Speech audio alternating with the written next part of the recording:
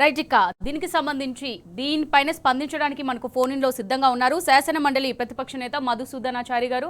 Sir చెప్పండి, మరి తెలంగాణ తొలి ముఖ్యమంత్రి బీఆర్ఎస్ అధినేత కేసీఆర్ కు సిట్ నోటీసులు అయితే వచ్చాయి, మరి దీనిపైన మీ స్పందన ఏంటి?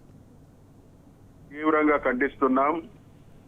కేసీఆర్ గారు తెలంగాణ జాతి తెలంగాణ ప్రజల ఆత్మగౌరవ ప్రతిరూపం.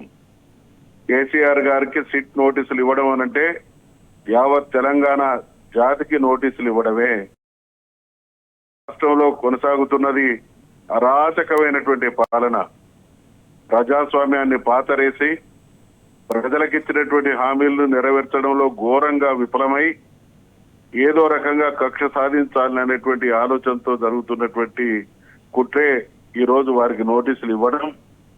ఒకవైపు మున్సిపల్ ఎన్నికల ప్రక్రియ కొనసాగుతున్నటువంటి తరుణంలో ప్రజాస్వామ్యయుతంగా చక్కటి వాతావరణంలో ఎన్నికలు జరిగితే బీఆర్ఎస్ పార్టీ ఆధిక్యత తప్పదనేటువంటి శ్రేణుల్లో ఒక రకమైనటువంటి గందరగోళ పరిస్థితిని ఏర్పరిచి తద్వారా పబ్బం గడుపుకునేటువంటి కుట్ర ప్రయత్నం కాంగ్రెస్ చేస్తున్నట్టు కనబడతా ఉన్నది.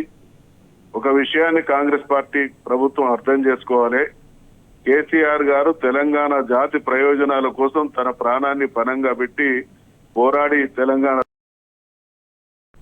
ఇటువంటి సిట్లు బిట్లు మా ఆత్మవిశ్వాసాన్ని కానీ ప్రజల పట్ల మాకున్నటువంటి గౌరవాన్ని నిబద్ధతను కానీ ఏమాత్రం తగ్గించలేవు.